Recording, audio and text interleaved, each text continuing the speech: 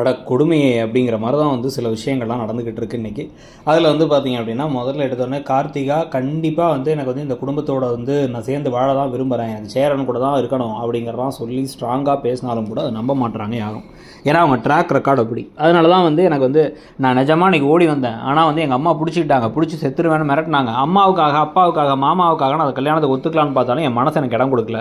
கண்டிப்பாக வந்து என்னால் சேரன் மாமா தவிர வேறு யாரோடையும் வாழ முடியாதுன்னு சொல்லி தோணுது அப்படிங்கிறத சொல்லிட்டு எனக்கு தாலியை கட்டிடுங்கிறாங்க. நடேசன் முதல்ல யோசிச்சவர் சரி என்னடா அப்படின்ட்டு யோசிச்சு பார்த்து, யானைக்கு ஒரு காலம் வந்தால் பூனைக்கு ஒரு காலம் வரும்டா, எப்படி என்னோட தங்கச்சி அண்ணன்லாம் ஓவரா பண்ணானுங்கள்ல, கட்டுறா தாலியை, உடனே தாலியை கட்டுறா அப்படிங்கிறாங்க. பாண்டியனும் பல்லவனும் தான் அதுக்கு முதல்ல யோசனை கொடுக்குறாங்க. அப்புறம் வந்து சேரனும் அதுக்கு ஒத்துக்கிறாரு, அப்புறம் சோழனும் ஒத்துக்கிறாரு.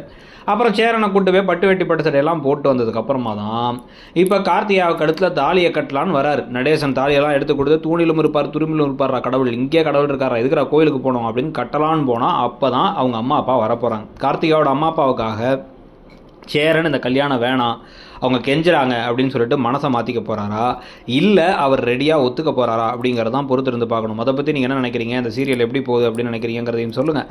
சேரன் கார்த்திகா கல்யாணம் நடக்கணுமா நடக்கக்கூடாதா, கடைசி நிமிஷம் ட்விஸ்ட்டை பற்றி உங்களுடைய கருத்து என்னங்கிறத சொல்லிவிட்டு இடம் பொருள் சேனலை மறக்காமல் சப்ஸ்கிரைப் பண்ணிவிடுங்க. தேங்க்யூ.